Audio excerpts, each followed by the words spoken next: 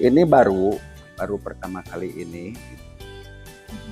Nah, kebetulan teman-teman dari Fakultas UI juga gitu dulu ada Pak Yosi ini mendampingi kami juga karena di sini di Desa Tanjung Karang itu ada organisasi tani Serikat Petani Pasundan itu berdiri dari tahun 2000. Nah, kenapa berdiri? Karena pada waktu itu ya sebelum tahun 2000 masyarakat di sini mayoritas itu petani, tapi petani gurem.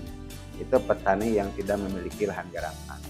Nah, di sisi lain, Desa Tanjung Karang ini luas, tapi kebanyakan tanah yang ada di Desa Tanjung Karang ini 70% itu dikuasai oleh perhutani dan perkebunan. Nah, pada tahun 2000 kami kerjasama dengan Serikat Petani Pasundan, nah membuat satu buah organisasi untuk memperjuangkan tanah milik Desa Tanjung Karang ini, karena warga masyarakat di sini yang mempunyai hak terhadap tanah nenek moyang di sini, karena dulunya tanah adat. Nah, dari tahun 2000 kita buka bersama-sama dengan masyarakat sampai sekarang. Alhamdulillah, yang tadinya ekonominya di bawah minim, nah sampai saat ini ya sudah lumayan lah gitu, lumayan meningkat gitu. Yang dulunya beli beras, sekarang bukan beli beras lagi, tapi menjual padi juga. Dijualnya itu ke luar ya? Ke luar daerah? Dijualnya ke luar daerah gitu, karena kalau di sini tidak laku beras gitu. Jadi ke luar desa gitu dijualnya. Ya, kedatangan UI ini alhamdulillah mulai dari pendidikan pertanian, kemudian ada juga karena di sini kelas petani dalam negeri kan dan masyarakat agraris Indonesia terutama di Desa Tanjung Karang ini mempunyai peranan penting. Pertama karena petani merupakan jumlah yang terbesar di antara penduduk dan rakyat Indonesia. Yang kedua, petani itu merupakan golongan yang produktif di masyarakat, yaitu golongan yang bisa menghasilkan sumber bahan makanan pokok sehari-hari. Kalau nggak ada petani di bumi ini, apa yang akan terjadi kan? Mayoritas pendapatan warga di sini tuh pekerjaannya apa, Pak? Ya, pekerjaan sehari-harinya di sini ada petani gula juga, ada gula aren. Asli di sini gula aren. Kemudian ada petani padi juga.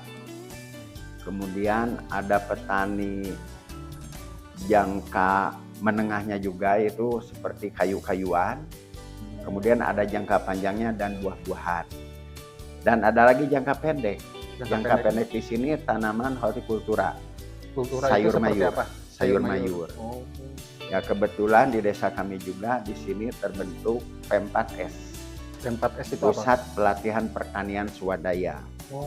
Di Desa Tanjung Karang. Jadi desa-desa di luar Desa Tanjung Karang juga ada kelompok-kelompok tani belajar ke desa kami di sini. Wah, luar biasa. Ya, ini sebenarnya desa tempat kita belajar ya. Mahasiswa, dosen-dosen juga ke sini tuh udah sejak tahun 2010. Nah, awalnya kita memang mencari tempat belajar desa yang bisa dicapai gitu ya. Tapi yang khasnya di sini adalah ada perjuangan para petani yang tadinya buruh petani, buruh kebun, itu memperjuangkan hak lahannya. Nah, itu yang khasnya di sini tuh. Waktu kita jauh dari Jakarta, kita tempuh jarak itu dengan ingin mengetahui perjuangan itu. Dan sejak saya ke sini, saya merasakan gerakan semangat untuk mensejahterakan diri mereka, keluarga mereka, dan juga warga desa ini. Respon masyarakatnya sendiri gimana itu, Pak Josi? Ya, saya sangat senang ya, masyarakat di sini juga sangat antusias juga, sangat bersahabat menerima kami gitu ya, dari Jakarta gitu. Dan saya selalu menjaga silaturahim.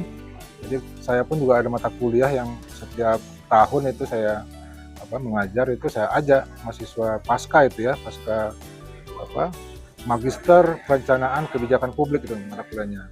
Jadi ke sini untuk belajar lah. Kedepannya akan ada acara seperti ini lagi atau tidak, Pak? Insya Allah kita akan terus berupaya ya untuk, ini kan baru awal saya kira ya, untuk mereka menyadarkan diri bahwa ini ada nih sejalan dengan apa yang diminta oleh pemerintah juga, kan Koperasi Desa Merah Putih. Jadi gimana kalau kita bisa buat koperasi ini betul dari oleh dan untuk masyarakat. Nah, jadi kebutuhan kita apa harus kita rumuskan itu dulu ya. Memang mereka perlu pendampingan lah.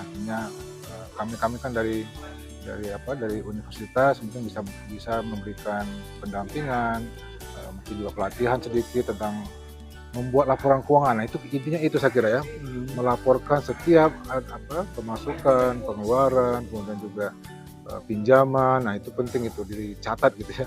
Iya. Nah, untuk kedepannya ada rencana ke desa lain nggak, Pak? Insya Allah. Jadi ini mungkin percontohan dulu lah. Saya kira kita harus bisa memberikan contoh yang baik dulu, sehingga nanti bisa kita perluas ke desa-desa lain. Masih banyak ya, bisa mungkin. Dan juga kita mungkin menghimbau juga perguruan tinggi lain juga ikut juga serta gitu ya, apalagi yang dari Tasikmalaya, dari Garut, dari Ciamis juga gitu ya. Berarti targetnya Jawa Barat dulu kali, Pak ya? Ya, yang dekat dulu lah. Kita Iya. insya Allah bisa berhasil. Ya, terima kasih, Pak. Ya, kasih.